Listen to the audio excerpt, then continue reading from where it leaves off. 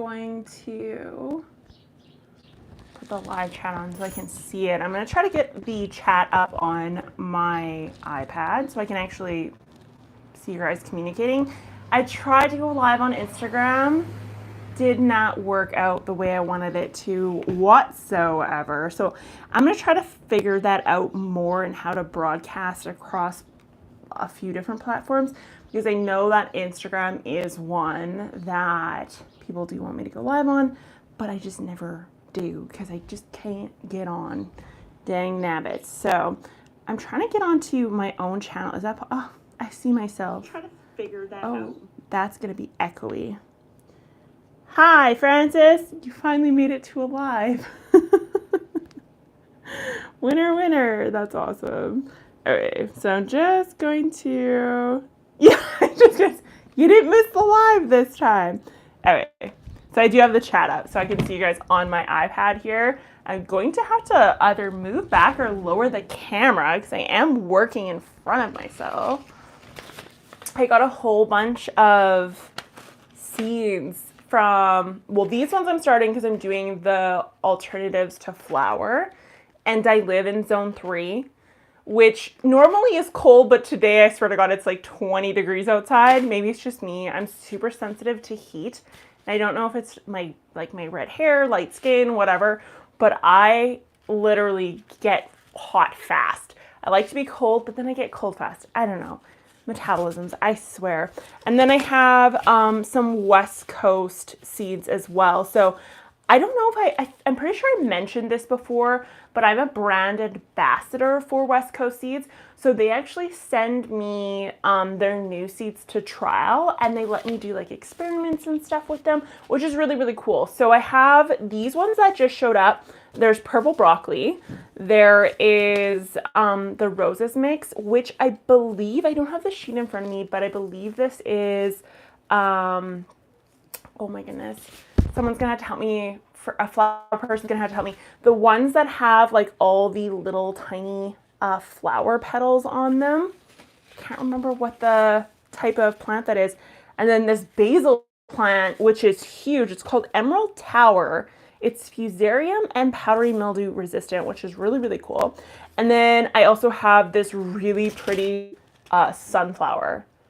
I'm like so excited for this. So if you guys did not know, I have 2 favorite flowers out there.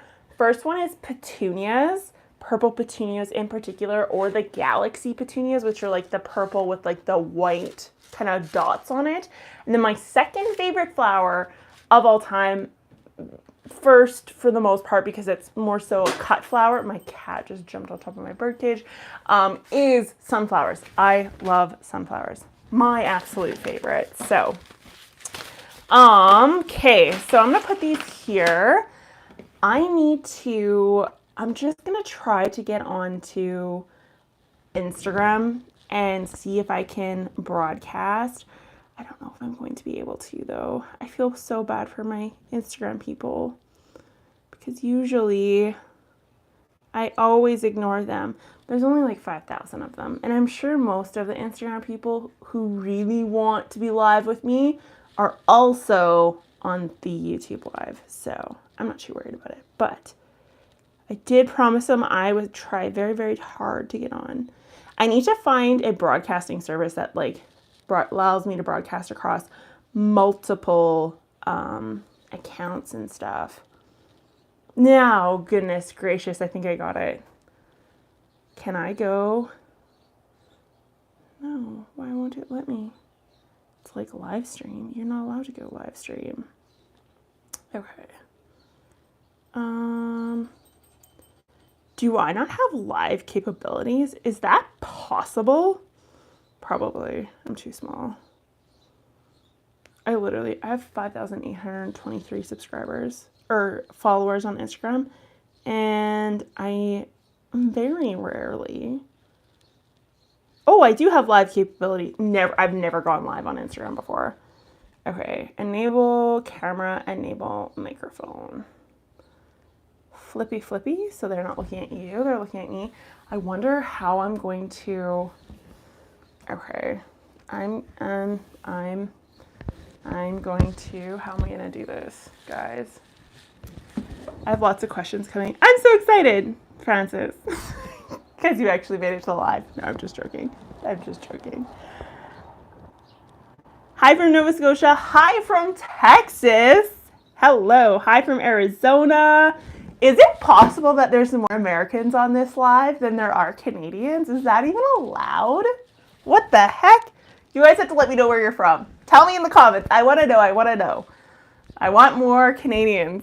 Not that I don't love my Americans. Honestly, my analytics surprise people. Like whenever I tell people my analytics what they are, I have 54% American, 40-something% Canadian, some from the UK, some from Australia, just bits and bobs, and a majority men. Men are the ones that garden and houseplant care the most.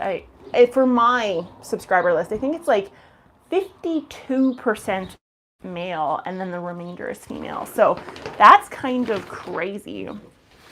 Okay, I'm gonna move this back because I want you to, my poor philodendron is going to be, okay, I'm gonna have to move this way and this way. I should have looked at what, there we go. Okay, I gotta set this up more so. I wonder if, goodness graciousness, this is my ability to live stream. The most ghetto setup possible. Fertilizer bottle. Evolve fertilizer bottle. Okay, let's go live. I hope that they can hear me. Okay. We're live on Instagram now as well. The YouTube people are like, we've been here for like 10 minutes now. I'm hoping, Instagram folk, if you are on here, that you can hear me properly. You guys are not hooked up to a microphone, so I apologize. That's my fault. So I'm going to see if I can get the chat room. I can't get the chat room on Instagram. Okay, that's okay. That's okay. I will come to your guys' question. I'll just have to like physically pick up the phone.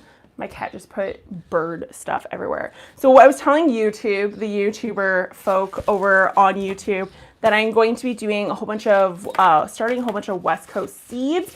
And then I'm also going to be starting some rainbow corn because I want to do the rainbow flower stuff, right? So, okay. Let's get started on this. You guys can drop your questions down below, whether it be about soil, plants, you name it. And we'll just get started. I have one kind of interesting thing I want to show you guys. So I get DMs about this all the time. I'm going to show the Instagram people so you can see there's like, it looks like eggs. It's yellow. It's fuzzy. And I always get asked, because it's very common in Miracle-Gro mix, if it is fungus gnat eggs, and it's not fungus gnat eggs. It is actually a mushroom. So if you guys get white mushrooms in your potting soil, whether it be for the house plants, or if it's for like your garden plants, your seed starters, that sort of thing, that's where they're coming from. They're coming from this yellow kind of ball-looking fungi on your houseplants. And I currently have Miracle-Gro seed starter. So that's kind of cool. But I'm going to do a video on that. That's part of the reason why I was late, is because I opened up my bin to actually start my seeds. And then I was like, oh goodness, this is perfect. I very rarely have this happen because I never buy Miracle-Gro. And now I have like video footage and stuff to actually make a video with. So fun details there. Okay, I'm starting sunflowers, corn. I'm starting corn first because this is the one that I absolutely have to start. So one thing with this, guys, is you can actually soak these in water if you want just faster rates of germination. I'm not necessarily looking for faster, so I'm not too concerned with it. So I am going to be just like potting them up in regular soil, not pre-soaked. And these are from Baker's Creek. I bought these before I was a West Coast brand ambassador. So just a heads up, Swear, I'm still representing West Coast. Okay, I'm going to check on some comments here. Oh, Instagram's joining at a feverish pace, but not commenting. It's the quiet crew. The Instagram people, just so you know, you're quieter than the YouTube people. Just an FYI. Oh, we got one. William, Wadena, Saskatchewan. That wasn't a comment. It just literally says he joined from Wadena, Saskatchewan. I want my Instagram crew to talk. Talk. Pigeonholed. Okay, so Alan just commented this on Instagram, and I literally typed out like a rant on Instagram about like soil techniques and people shaming other people for using like no-till versus till versus deep mulch, roost out, hugelkultur, you name it. And I just said, don't get pigeonholed, because I thought it was HOLE, like pigeonhole, like a small hole. Don't get like stuck in the small hole type thing. Turns out my whole life is a lie. It is actually pigeonholed. Hold. My life is a lie. I didn't know this. Who knew this? I didn't know this. So, anyways. Hi from the East Coast. What's the topic? The topic is I'm starting plants. Starting some seeds indoors. But you can ask me soil questions, plant questions, you name it. I will answer them. We have like the Instagram people don't know this yet. We have live streams where we literally just like hang out and talk about stuff. That's our live streams. There is no topic. The topic is nothing. So I'm just going to check on, hopefully, I just want to make sure that the audio over on YouTube is good. So if you guys can comment down below that everything sounds all righty. So I had some questions asking if it's too late to start tomatoes and peppers from Kathy. And the question is no. Give it a shot. Obviously go for the lower number of growing degree days possible. I would go with like cherry tomatoes or something of that nature, but it's not too late. Peppers, I wouldn't go with hot peppers. I would go with like bell peppers or something like that. Those ones are going to be quite a bit easier to start, and you're more likely to get an actual harvest off of that. Peppers, always plant in containers if you want an earlier harvest, just in general. Hi from Nova Scotia. Hi from Texas. Ever grown any gourds? I have tried and failed horribly at gourd growing. Francis, Freedom subscribers. I have a dog in here now. Goodness gracious. Kane's just hanging out underneath my desk. Moose Jaw, Saskatchewan. I just dropped Instagram on its face. Sorry. Edmonton.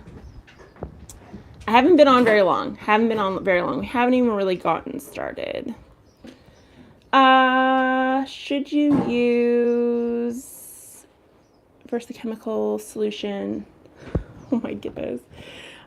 Okay. I made it live. Indiana, 10 minutes from Michigan. I made it because of a live screen. Someone's like, I made it because of a live stream notification, but I ended up having to go to YouTube, and that's because I started too late. So, love your lives because I learned so much. Okay, so let's get started here. My front door just slammed because I have all my windows open. So in my mix, I'm just going to show what my mix looks like quickly. This is a little lighter than what I would prefer. So it is literally a regular potting soil. It is Miracle-Gro because I wanted to try it because people constantly complained about fungus gnats in Miracle-Gro, and I just wanted to see if this was like the truth or reality here. And it turns out that it's pretty legit. I do find that it is more fungus gnatty. So that's interesting. I normally just make like my own soil mixes from scratch. So I'm not used to buying the bags mix, but I get so many questions about it. So I thought I got to get bag mixes and then maybe have a conversation with us about this. So we'll test this out a little bit more. It works normal, it does have fungus gnats. I will give it that.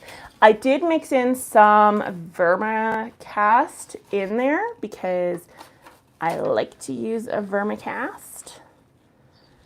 And in the vermicast, there is insect frass, chitin. If you guys missed the video on that, you should go check that out. I'm excited to see what kind of difference it makes.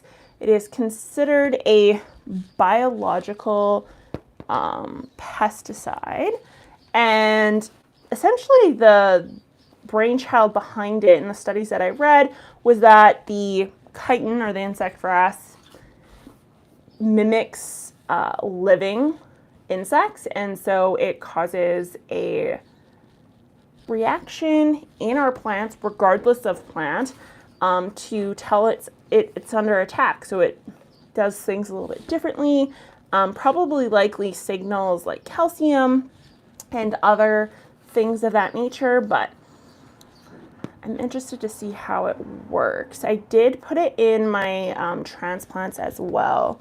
So this has been sterilized. I put my nematodes into this and have let my nematodes kind of sit in this for a little while. It does have fungus gnats because I did just a raw comparison of just no nematodes in it, just to see what would happen. And I wanted to see if I ended up with fungus gnats, and I did. So I just wanted to see if the hearsay was true or if it was false. So which one should I plant first? I'm gonna do the sunflowers because sunflowers are my favorite flower. Okay. Hi from North Carolina, all I plant. Do you use cold crop starts before the warm crops or everything at the same time? So I do put my cold crop starts out early, only because, and the reason why I do this is it comes down to the fact that despite the cold crops doing okay, growing through the summer in most summers, if you get a hot summer or you get really intense heat, what ends up happening is the plant suffers. And so it will end up bolting, it can get laggy, and it just can get a little bit weird like that. So that is something to keep in mind there. Another reason to plant cold crops early is because for pest management wise, it's much easier to prevent or avoid pests whenever possible. So that's just a fun fact there. I haven't fertilized. So Kathy's asking, she said, I haven't fertilized my seedlings yet. They're in desperate need of potting up. Is it damaging to tomatoes to not have fertilizer at this point? So there is some studies to indicate that if we skip on fertilization for our tomatoes or peppers, in particular fruiting plants, there's a potential there that we can end up with blossom end rot if those nutrients aren't available in the soil, so calcium, magnesium, because those are nutrients, micronutrients that build up in our plants over time. So that is just an interesting fun fact there. So what you can do is fertilize. So what Instagram is propped up with right now, this calcium magnesium, it's from Evolve Fertilizer. That's a good example of something that you could add in. If you are just doing an inherent mix, you can just get a slow release, that sort of thing. So I would encourage getting fertilizer on tomatoes, peppers, fruiting plants sooner rather than later. But I mean, is it going to be the end of the day? Probably not. It's not going to be the end of the day. The plants are going to signal to the roots, I guess the plant is going to signal to the root to release exudates, which is going to recall and decompose the surrounding growing material. And inherently in a lot of potting soils, so long as you're not just DIYing it and making your own and not really sure what you're putting in, a huge majority of potting soils have some form of fertilizer in them. So that's just an interesting fun fact there. So another question I have, you are a little blurry. Oh no, I hope I'm not. I don't have my lens on, so it might look a little bit different. I'm hoping that my internet isn't going out. I can't grow in my soil. My pH is wholly screwed. Oh no, that's not fun. Will fungus gnats damage your seedlings? Technically not, but in really extreme circumstances, I have seen fungus gnats put a lot of waste, for lack of a better term, onto the actual soil or onto the actual plant, which can impede like photosynthesis and stuff, and it can harm, or it seems to harm the plant in some way. So I think that's typically speaking when people will say that their fungus gnats harmed their plant or something of that nature, that's generally what I feel like they mean. So technically they can. There's also like maple bugs. Again, their waste, I find, does cause issues sometimes. So I do like fertilizers. I'm not a backyard flower person. However, I do plant my flowers in waves because why not? Why not have blooms all the time? So if you're not familiar with wave planting, essentially all I'm doing is starting some flowers now, some flowers later, and it just allows for continuous blooms. And in particular, it allows for continuous blooms on plants that have one single flower, such as these beautiful sunflowers. Like, these are so pretty.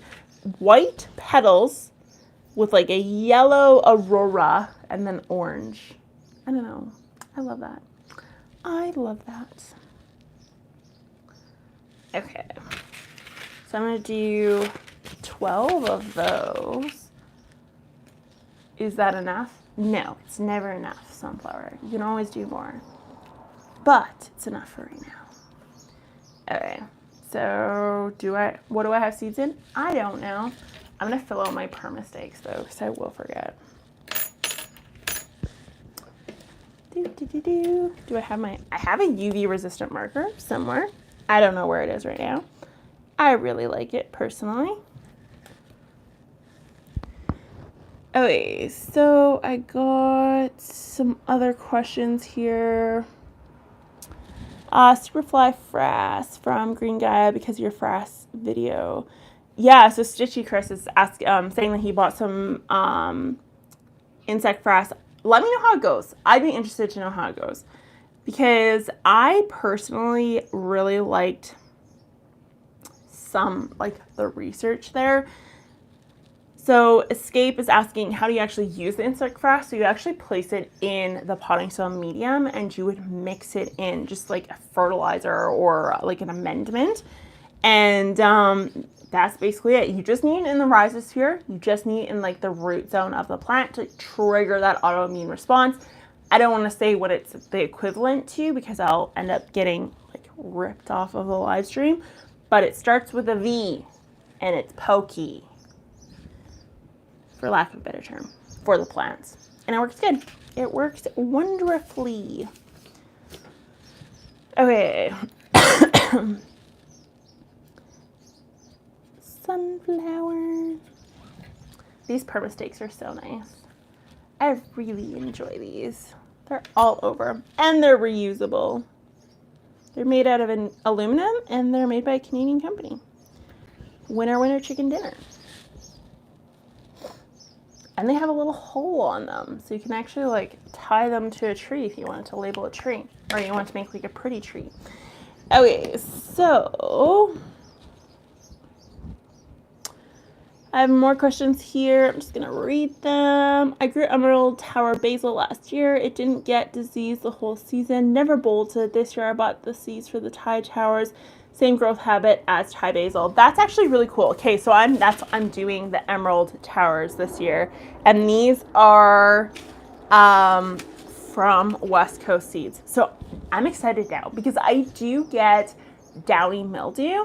If you guys didn't know, fun fact, downy mildew is something that actually moves and weaves its way up into Canada. So it starts in the US, typically in southern US, and then as our seasons grow up, things are warm up and things get more moist, the actual powdery mildew will work its way up into Canada. And it kind of goes like east coast and then up the side, and then it kind of hits like Ontario, Quebec, and then it goes through like Manitoba, and it ends up over in like Saskatchewan, Alberta. So it kind of makes like an L almost most years. Some years it starts like what seems like Florida and then kind of goes that way, almost like a pie. So it kind of depends, but you can track this. You can Google this and you can track where the downy mildew is in regards to your planting season to see when it's coming. So then you can do protective measures to actually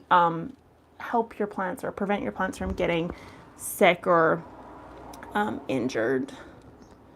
So can we get a link to the studies, please? Yes, Katie. So this is one thing that I struggle with.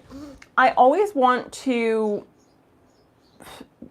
like put my links over into my studies, but the most I can do is cite in some cases, not all, but in some cases, the most I can do is actually cite the literature. So give you the journal, the volume, etc. and so forth. For the journals I'm using, I can't give you links in some cases because what I'm using is actually my alumni login. And so my alumni login allows me to log into my university's library. I have to be on campus in some circumstances to even access a lot of these journals, but in other cases I have some access to some scientific journals, just not all. And then those I cannot link to because you can't get into them without the actual login, which is really irritating. And then I did talk to alumni services at my university, and kind of the understanding of what we came to was that taking screenshots of like some of the journals under really specific sets of journals is there's a lot of copyrights behind that. So I can only do screenshots and linking to journals that are in Google Scholar. So that's what I've been trying to use more so than anything is Google Scholar. But Google Scholar doesn't have like the greatest amount of information. It's really limited. It's oddly specific. So that's kind of irritating, but I'm trying to work around that as much as possible. It's just one of those things where it's like rules. Why do these rules exist? And now that I'm getting bigger, like on YouTube, sorry, Instagram, I'm not very big over there. But now that I'm getting bigger on YouTube, I find it really difficult. I want to be more, I guess, sensitive to that sort of stuff because I don't want to end up getting in trouble per se. Would you advise watering BT for seed starting as fungus gnat prevention? Yes, yes, yes, yes. I do recommend BT. On my blog, I talk about BT. So for anyone who's not familiar with that, that's Bacillus thuringiensis. Very fancy name. But that is, I mean, I do recommend that whenever possible. I don't use it because I use nematodes and I just I just have soil piled up and I just plop my nematodes directly into my soil. But yes, there's nothing wrong with that. Go ahead. So because I'm using these for flour, my rainbow corn, I'm going to be using this for flour in the spring. So I'm actually going to plant these quite densely. I'm going to break my rule of 3 and I'm going to put them in there quite a bit. Partially because they're monocots and I'm not particularly worried about them overcrowding themselves, but nonetheless. Okay, holy moly, do I have comments? I might just need to not plant and just answer comments. That's what I'm going to have to do.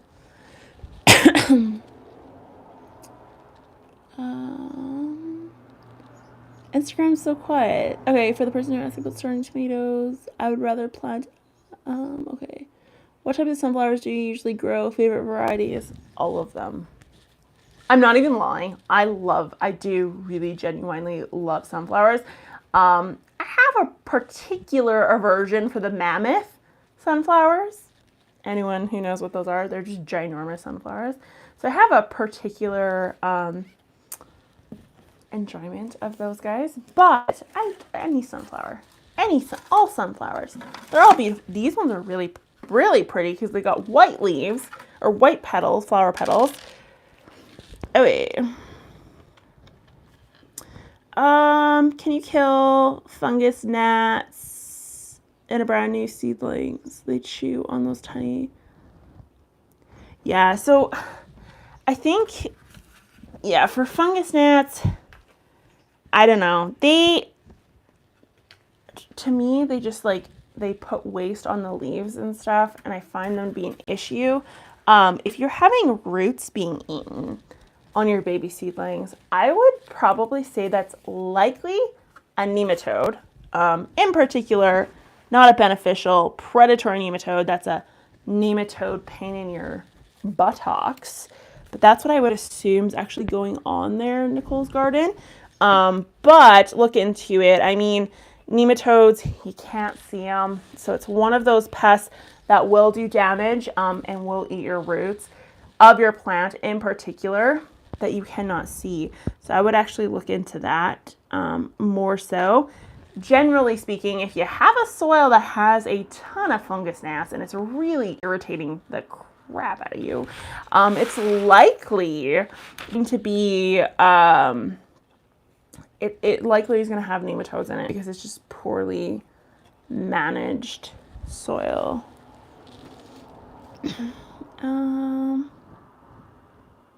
I missed the frass. What is it?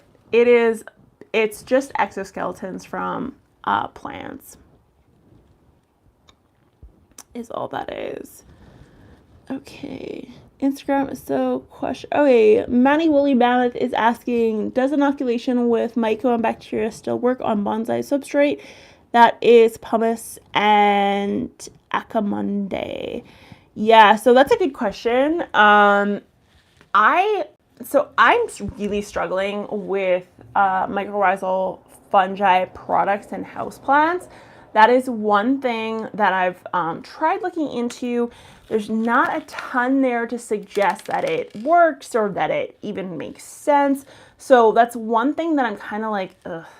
I just don't feel comfortable recommending it yet. I'm sorry. But that's just, it's just because I don't know. I just have no idea. And I'm not going to tell you guys to go spend your money on something that I'm struggling to understand how that relationship is even possible, considering like how exotic some of these houseplants can be. Now there's obviously ones out there such as like the sensitivity plant, which is a legume technically. And so that would be a houseplant where I would be comfortable saying you should use Rhizobacter or something like that. So for the houseplant people and microbes, what I would do or what I would encourage you to do is actually use fungi that solubilizes phosphate. So phosphate solubilizing fungi. So these are like trichodermas, that sort of thing. And then I would use bacterias more so than mycos. So the mycelium or the mycelium, the mycelium fungi and or acto, I would just stay away from, or not stay away from. You guys can experiment. You guys can do what you want. Don't take everything I say as gospel. Do what you want, experiment. But for the most part, I don't always recommend it. You're talking my language. That's awesome. Your eyes are fabulously comforting green. Are my eyes green? I guess they are. My license says hazel, so just an FYI. I'm planting sunflowers soon. Yes, I love sunflowers. There's so many of you guys joining over on Instagram. Okay, so I have another question. I planted tomato seeds last week with a Jiffy pot. First one sprouted yesterday, but other ones haven't sprouted. How should I take care of it now?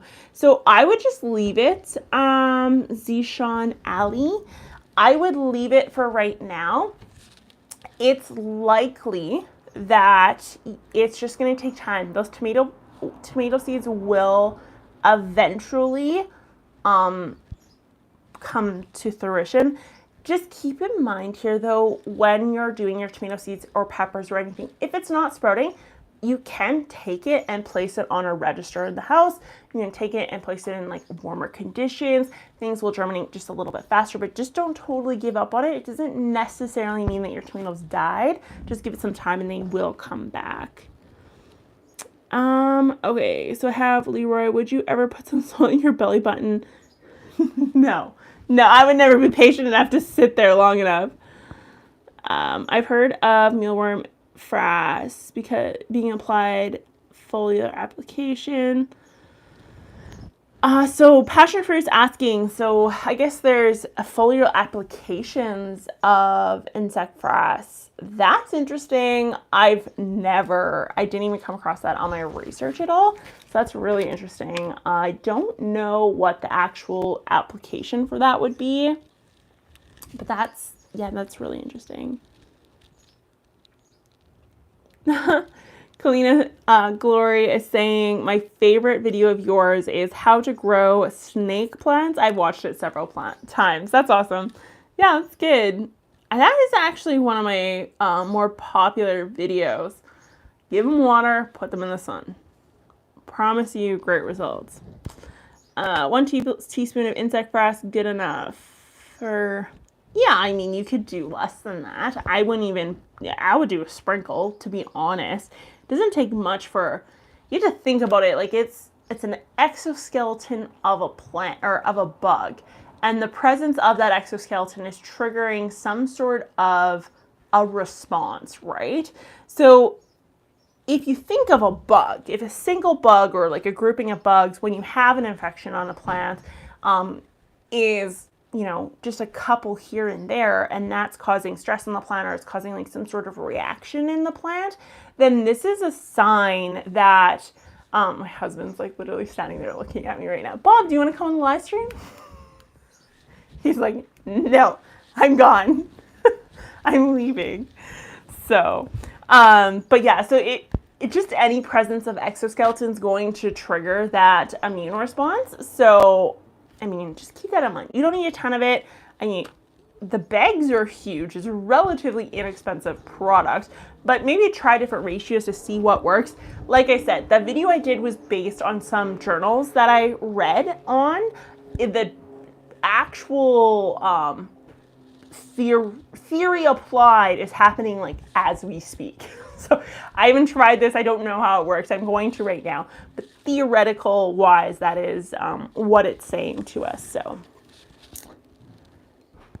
does BT work on cabbage worms too? It says it does. I haven't tried. I don't often have cabbage worms issues. What I have issues with my cabbage is actually the moths. The cabbage moths is what I have problems with. I have a friend who works at Dresden University who helps me get studies. Oh yes, then Katie, if you have a login for university, then you will be just fine. I do not have an insect frass brand that I recommend. I'm not here to sell you guys stuff. But there's different options. So there's like a granular and then there's a liquid version of it.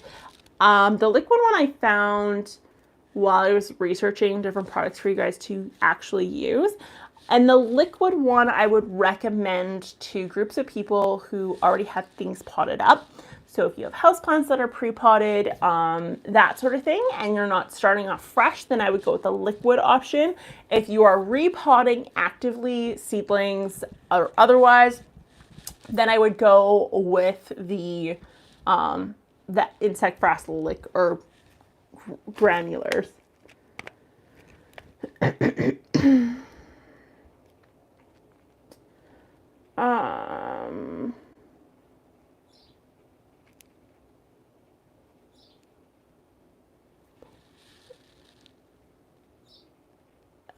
Can I use bacillus from Kombucha Scooby to inoculate bokashi? So you can. Your kombucha shouldn't have lactobacillus. Now you're making me question myself. I'm actually not sure here. I'm going to have to look that up. When I looked at the study, you have to go back to my video and see. But the microbes that I mentioned in the video on Kombucha Scooby would be what is in kombucha. And I'm not 100% sure if lactobacillus is in there now that I think of it.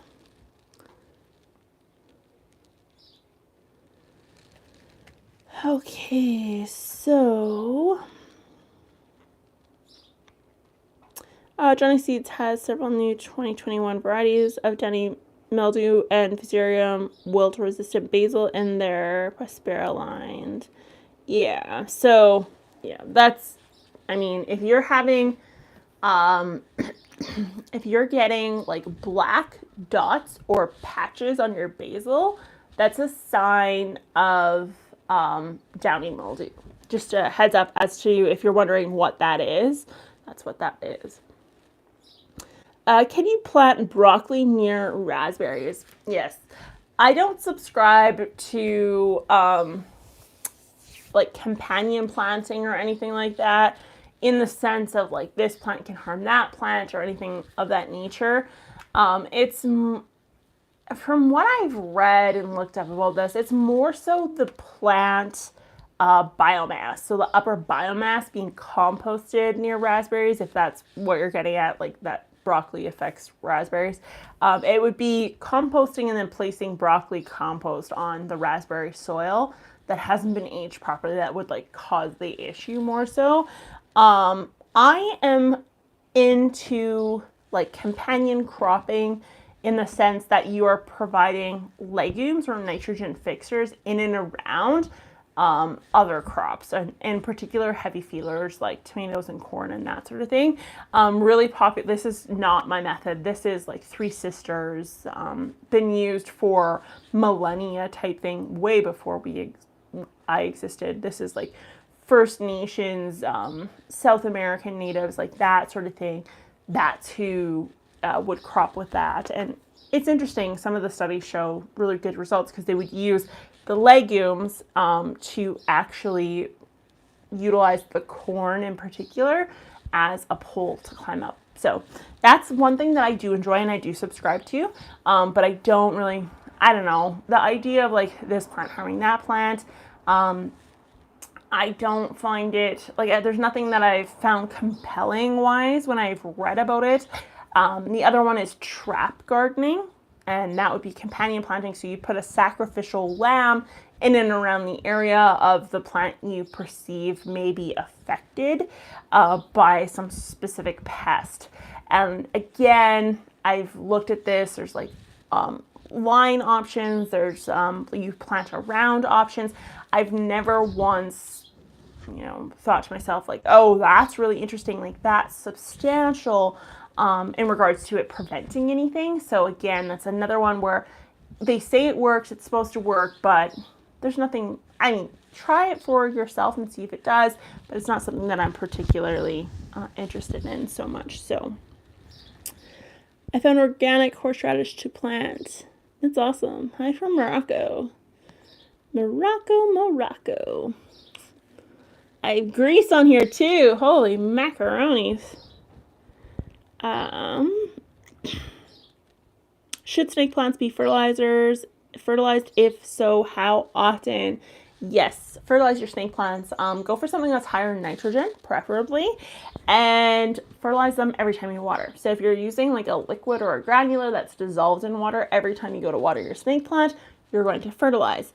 If you are a houseplant person that puts slow release fertilizer in, because maybe you repot once a year, then if that's the case, then you would just put the slow release in, water, and then the snake plant would be good to go. So, and that goes for any houseplant. Do not stop fertilizing just because it's winter. I did an entire video on this. I've done a blog post on it, and the concept behind why this is something that you should consider doing, because when we fertilize during the winter, when things seem dormant, what ends up happening is the plant takes that nutrient and actually builds it up and stores it up, which will kind of skyrocket growth for the summer months. And this is what happens in North America when it gets cold and the things seem like they're not growing and they're dormant and nothing's going on. And actually there's lots going on with our trees and our shrubs and that sort of thing. So my toddler wants to grow strawberries from seed. Picked some up from Dollarama today. Tips to make it actually work.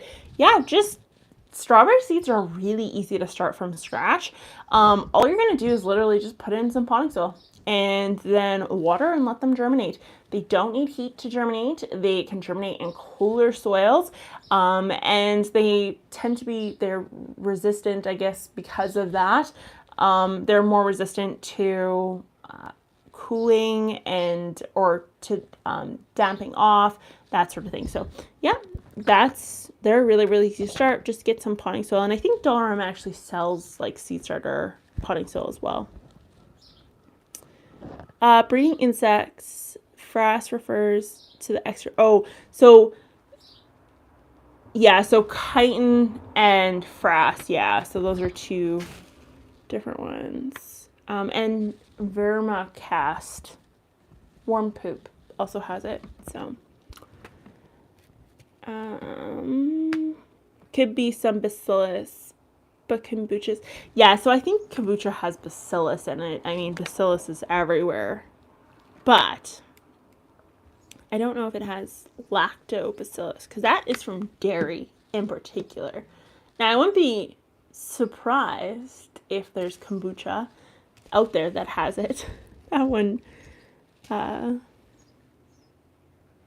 what's better, strawberry seeds or crowns? Crowns are easier and more established. So if you're looking for like a faster plant, then go with the crowns. If you are doing seeds, you can expect about 3-ish to 5-ish years before you get like a bountiful harvest off of that. So I wonder how much chitin's present in frass from exoskeleton. Yeah, I'd be interested in that as well. I mean, it's gonna depend, right? So if a worm eats insect frass and then digest it and it comes out the other end, would it still be frass or would it be in a different form? That'd be really, really interesting. I tried fermenting a mix of dry amendments I had left in a jar with some sugar, water. The fungal life has gone crazy.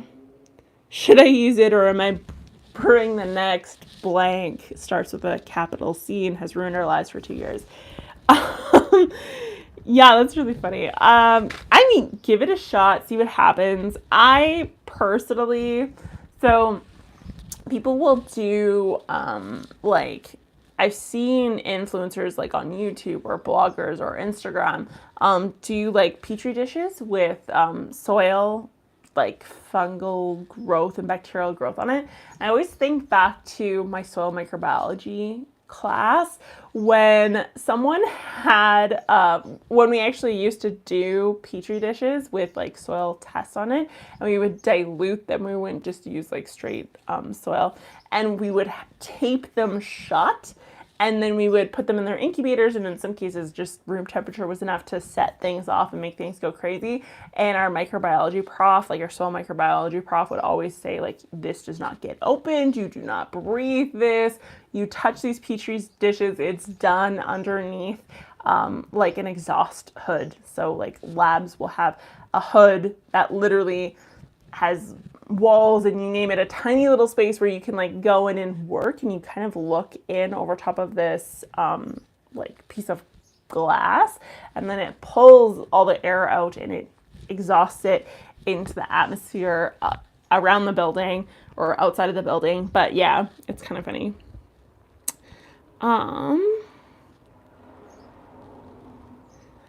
have other questions here. I try to use a mix of dry amendments. Okay, no, I just read that one. What are your thoughts on biostimulants? You know, I don't know what I think about biostimulants. Theoretically, like in your natural soil, like in your garden, that sort of thing, I don't see that as being something that needs a biostimulant at all, because naturally there's a lot going on there that we don't need to interfere with. For houseplant people who are letting things dry out between waterings, soil's getting rock hard, like that sort of thing, would I advocate for a biostimulant? Yeah, sure, maybe, because their plants are likely struggling due to no nutrient cycling or whatever taking place. So try it if you want to, but I personally would just save my money. I think that people underestimate how good the soil is at doing its own job. Soilless mediums and houseplants, container gardening is a little bit different in that respect. But whenever I see people put on, several inches, inch or two even, sometimes I'm like, is that right to do that with a garden? I don't know. Because there's not a lot of studies to show what that affects soil-wise or environment-wise. We can theoretically assume what's going on, but there's no money in researching that from a gardening perspective, so there's just no research or literature on it. We can take what we know from farming activities and the use of manures and that sort of thing, and then extrapolate that data and say, okay, this is what may be happening in your garden. But the best way to think about the additions of compost or top dressing or mulching or anything of that nature is think about in your environment around you outdoors. When your leaves fall from your tree, your grass dies, your perennials decease, the leftover upper biomass that ends up coating your lawn and your garden and all that sort of stuff, how much is there? And when that degrades over time, how much really centimeter or inch wise is that depositing? And that's going to right away tell you how much your garden needs to be replenished with, right? So if we have a tomato plant that's 5 foot tall, 3 feet wide, and we never trimmed it and we left it go, we never removed suckers, and then things, frost hit, everything decomposed, the stems, the leaves, everything fell on the ground in and around the surrounding area of that plant. That's how much nutrient you took out of the soil. That's how much nitrogen you took out. That's how much phosphorus, potassium, sulfur, calcium, magnesium, all that stuff. Everything built up in the plant, that is what you removed. So to replace that or replenish that soil, all you need to re-add is what that plant took out. And what that plant took out is a heck of a lot less than what I'm seeing people actually physically put in their gardens. So the reality is that we have a lot of excess in nutrients. And if you watch the playlist, the 17 Essential Plants nutrient playlist, you guys know that in that I talk about how if you have excess of certain nutrients, it's not necessarily a good thing. It can actually be a bad thing. And ultimately what ends up happening is it can pull certain nutrients out of the supply system and take up certain reaction sites in soil that now it's not available to the plant, you name it. So it can cause a lot of issues. So that is something to keep in mind there. More is not better. More is not better. And that's kind of why I typically say dumping on, 5, 6 inches or 2 inches, even 1 inch. I say it because that's what, people say to do. But I, as a soil scientist and someone who has looked at this sort of stuff, seen people soil test, a lot of you guys DM me, email me, either from the blog, the podcast, Instagram, YouTube, you name it, and I get a lot of people's soil tests, like tests that you guys have sent away. And the most common issue I see across the board for all gardeners is our incredible volume of or nutrients, nitrogen, potassium, you name it, all in an unbioavailable form, kind of in reserve. I see really low levels of bioavailable nitrogen because we have a ton of organic material. There's a lot of decomposition that's happening in that soil. We don't have enough microbes to keep up with it, so we have a lot of nitrogen that's locked up. And then conversely, the opposite to that is I see a lot of excess. And I feel bad for the labs that test this sort of stuff because I'm sure they are just like, I don't even know how to recommend what to do in this situation because there is so much there. It's not uncommon for the recommendation from the lab to the gardener to be just leave the soil alone. Do not add anything else to it. And that's just a common theme across pretty much all gardens. Regardless of where you are or what practice you're using. This goes for organic people, this goes for the synthetic conventional folk, this goes for the hybrid people in between. It's just very, very normal, very, very natural for us as gardeners just to like dump stuff on. So Instagram, you guys are so quiet. That's so, except for the mighty mustache. Hello, how are you, Bob? Okay, my toddler, okay, where am I on my,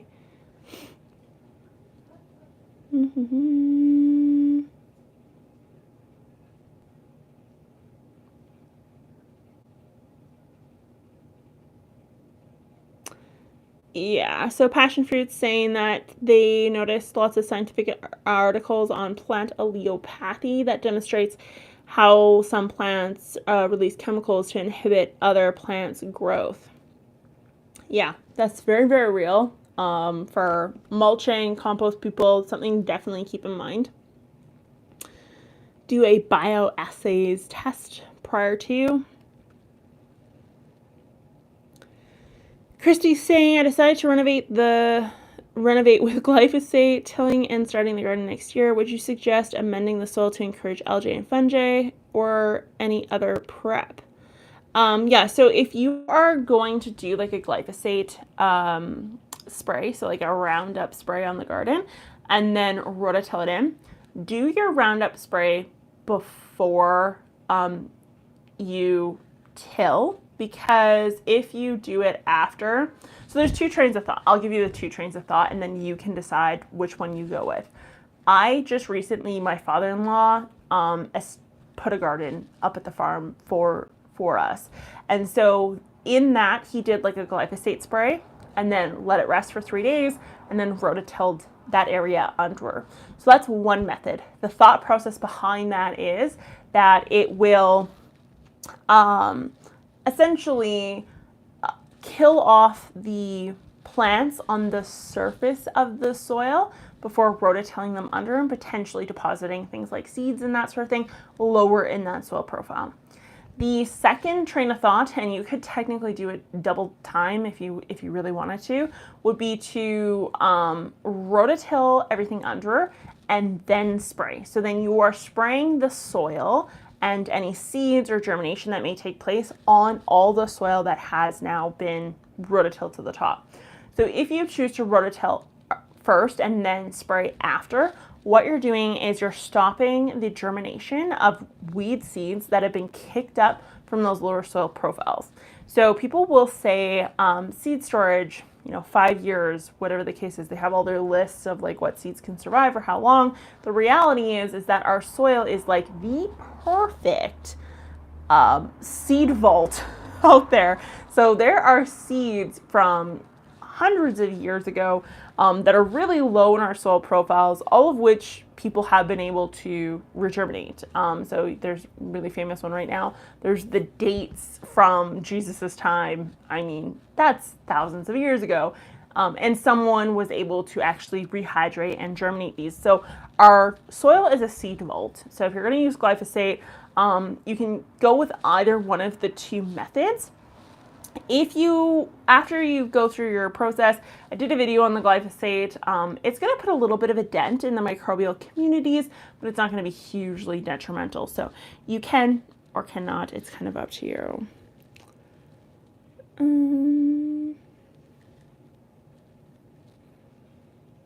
Yeah, so someone's saying instead of Roundup, you can use the silage tarp technique. So that would be to put a tarp over top of the soil, and then that would heat and kill off the grass and the weeds and all that sort of stuff.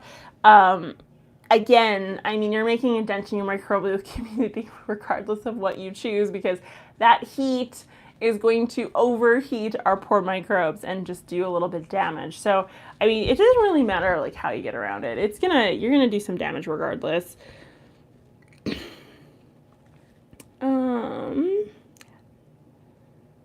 Hello from San Francisco. That's awesome. How did you sterilize the bin of potting soil? So I used just boiling hot water. It's kind of my way of doing it. So I just do a really boiling hot thing of water. It's going to kill bacteria that can potentially cause damping off, and it may kill like a couple other macrobiota in the soil. It's not going to kill off your fungi, because your fungi comes from spores, and if we're talking about like the thing that survives anything, it's going to be fungi. So those are still going to pop up, but mold is not a bad thing. It just signifies decomposition is taking place, which is never bad. So,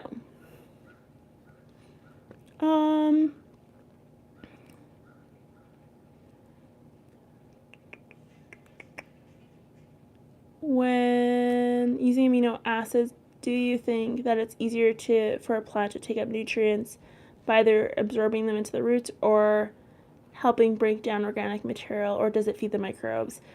So amino acids would be more so used by the microbes, not the plant per se. Hattie from Texas, have you ever used HydroGuard? No, I've never even heard of that before, actually, to be totally honest.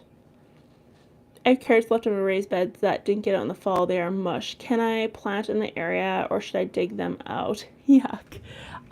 You can plant in between them. They're going to decompose. Once your soil warms up, they're going to decompose, no problems. So, I hear diluted citric acid or vinegar can help with downy mildew. I might be able to. I'm not sure. Downy is one of those ones that's transported. It's transported by a particular insect. So it like moves up into Canada through insect movement. So the best way to like prevent downy mildew is to, like I said again, watch the map, see where it's coming from, and then cover the actual physical plants, just to make sure that there's no issues. I want you to join the camera that you're looking at. I don't even know how to let you in. I have to figure that out. I'll figure that out, and then Bobby, next time we will definitely do. Does one top dress be tea, or can you make it ferment OT, like compost tea, colonized board PT? You could. I mean, it's kind of up to you what you want to do. Liquid's always going to go deeper into the soil profile and actually affect the plants a little bit differently, right? So, what are we at for time? I still need to film videos for today. Is sulfur responsible for plants' fragrance? I'm thinking of growing some jasmines indoors, and I want to know, sulfur is what gives plants like a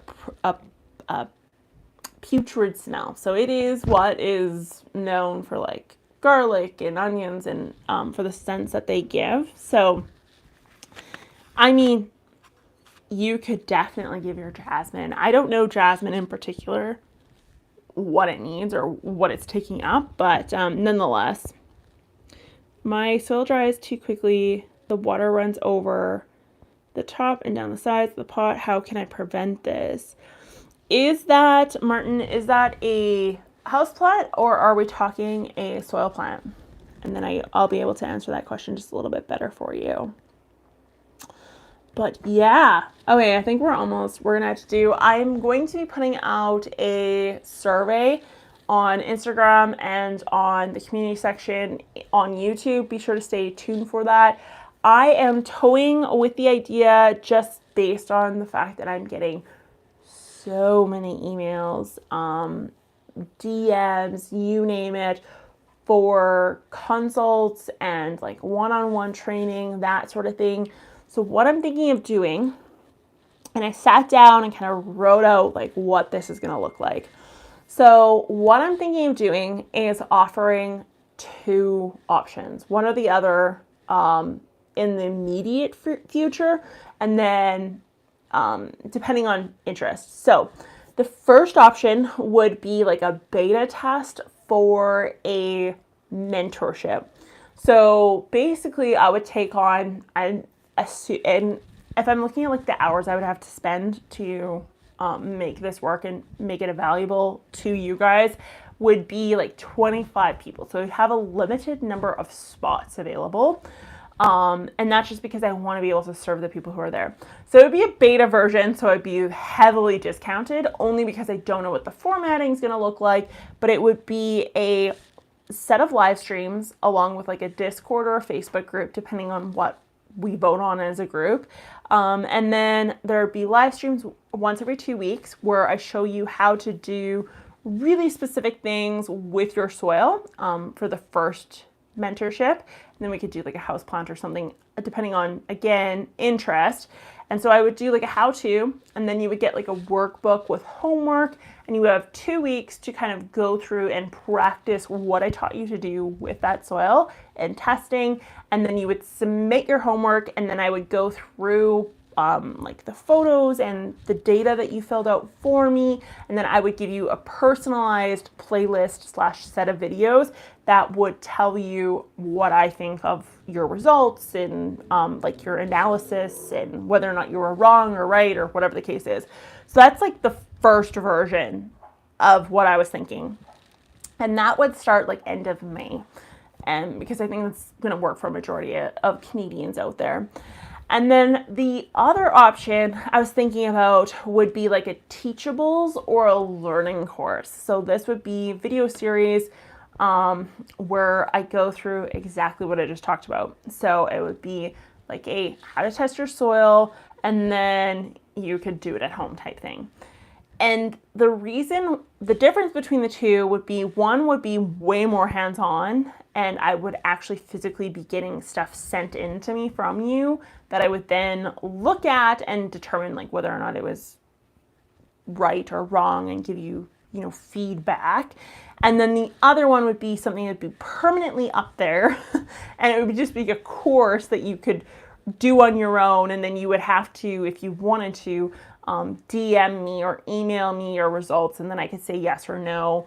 The courses side of things, obviously, depending on how popular it is, if I get like 100 people into it, it's gonna be really difficult for me to respond and get back to and give detailed information to every single one of the people signed up for the course on like a teachable or something like that. Whereas if I take like 25 of you and I really focus in on you, that would allow me to run that course in the springtime and then the fall. So I would do like 25 and 25. But the first batch would be a beta group. So you would be helping me build this. And like I said, it would be heavily discounted because I'm not sure what this is going to look like entirely yet. So that's just something to keep in mind. And then for the spring season, I'm going to be going live like this every Sunday at around 9:00 a.m. Central Standard Time, just to talk about what my plans are for the weekend for the garden and the great outdoors. What I'm going to be doing that day, because Sundays are my garden or my yard days. So I'm just going to go through kind of like what I'm doing with my plants, either indoors or outside, what I'm doing with my soil, and just kind of touch base with you guys and get you prepared for like your Sunday gardening thing. So just to give you an idea of where I'm at and stuff. So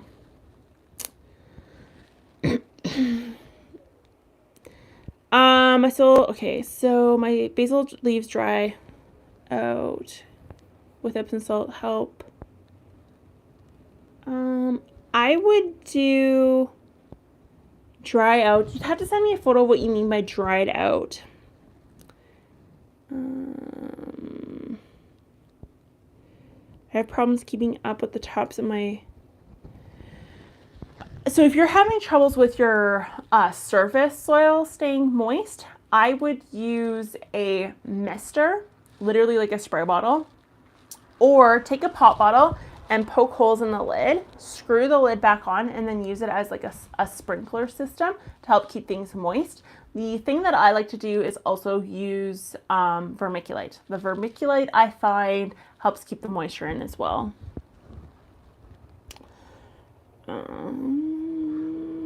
Okay, you guys love it. You guys love the idea. Okay, I'm gonna put the survey up for that because I'm not sure like which one. If you could send the basil leaf pic to Instagram, that seems to be like my most likely one to actually go on to. So, okay. I'm gonna leave though. I don't even know what we're at for time. My thing doesn't even tell me. Hopefully not too long. Yeah, my YouTube still tells me that I am, I've only been streaming for 2 minutes according to YouTube.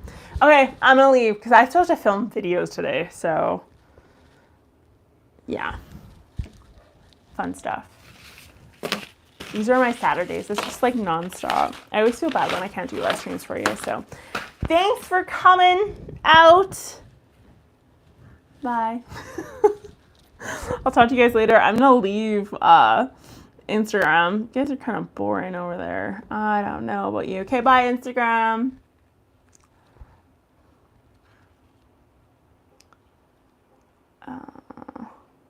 I wonder even how... I feel like no one was on it because I was not paying attention to it. I was paying more attention to my YouTube crew.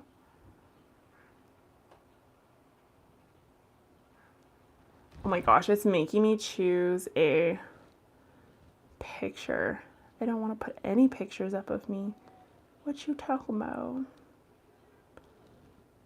Okay, I'm just gonna go next. Okay, I'm gonna deal with that later.